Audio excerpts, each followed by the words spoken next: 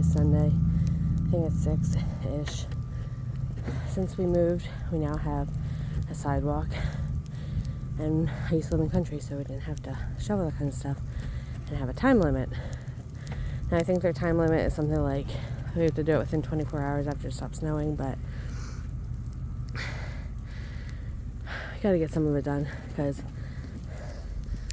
that's how deep it is. And we only have to do like a walkway so people can get through. Some people do a bigger thing. Some people have snow blowers. All I have is a frickin' shovel.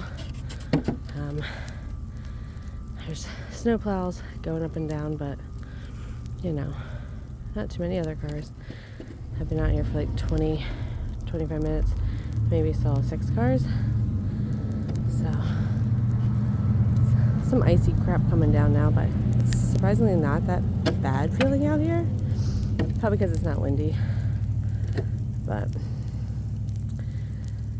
this is how we're faring in southern PA. Not sure how many inches this actually is because of the plows and stuff, but that deep. So hope everybody's staying safe and you know, keeping warm. And if you're outside playing in the snow, put some socks on your toes. Maybe even a bag or two. Okay. Have a great night.